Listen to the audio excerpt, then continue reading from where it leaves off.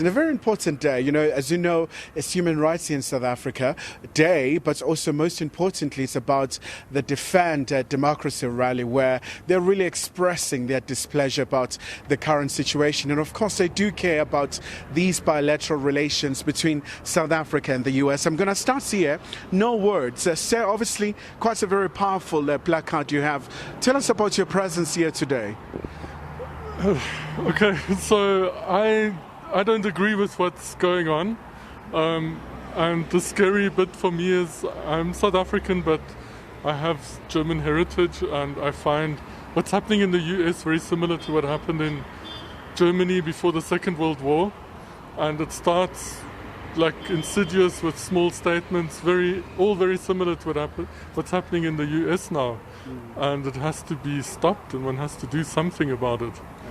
Thank you so much indeed, sir, for that. And to you, ma'am, obviously you're an American and you really care about this country. 15 years in South Africa.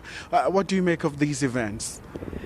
Yeah, I'm disgusted and really despondent about what's happening in America. And yeah, even though I've been living here for such a long time, I'm still an American citizen. I have an American passport, and yeah, I feel like I don't have a lot of hope. I don't know what to do, but I thought the only thing I could do is make a sign and come here and just show how angry I am. And what can be done to mitigate the situation? What's your thoughts right now? This is all we can do right now, I think, is protest. I mean, those of us who are American, we voted. We cast our vote against the administration that won.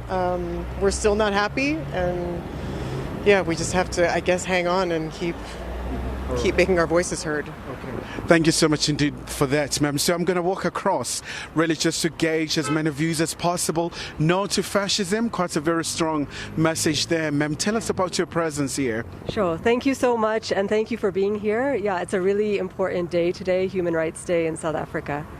And I came here 19 years ago to learn what lessons I could from South Africa to take back to the U.S. And I'm angry. I'm angry at what the U.S. is doing.